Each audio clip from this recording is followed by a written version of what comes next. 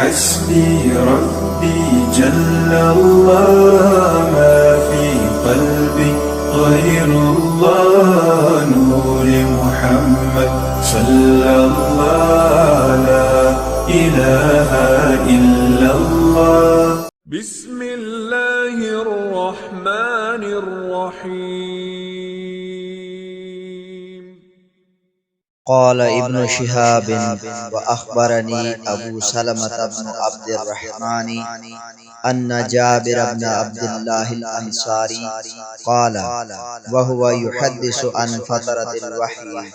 فقال في حديثه بين أنا أمشي إذا سمعت صوتا من السماء فرفعت بصري فإذا الملك الذي جاءني بحراء جالس على كرسي بين السماء والأرض فرعبت منه فرجعت فقلت زملوني زملوني فأنزل الله تعالى يا أيها المدثر قم فأنذر إلى قوله ورجز فهجر فحمي الوحي وتتابع تابعه عبد الله بن يوسف وأبو صالح وتابعه هلال بن رداد عن الزهري وقال يونس ومأمر بوادره. ترجمہ ابن شہاب بیان کرتے ہیں کہ مجھے ابو سلمہ بن عبد الرحمن نے بتایا کہ حضرت جابر بن عبداللہ انصاری رضی اللہ تعالی عنہ نے فرمایا، انہوں نے وحی کا موقوف ہونا بیان کرتے ہوئے اپنی حدیث میں کہا، میں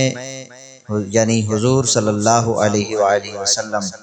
چلا جا رہا تھا کہ میں نے آسمان سے ایک آواز سنی، نگاہ اٹھا کر دیکھا تو وہی فرشتہ زمین و آسمان کے درمیان کرسی پر بیٹھا ہوا تھا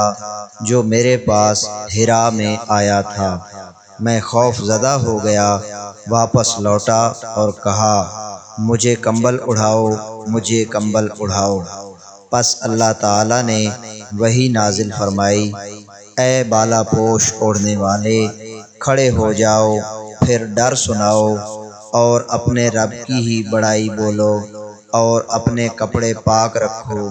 اور بتوں سے دور رہو۔ پس وحی کا سلسلہ شروع ہو گیا،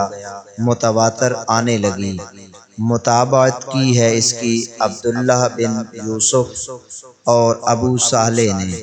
ہلال بن رداد نے زہری سے، جبکہ یونس اور معمر نے بوادرہ کہا ہے۔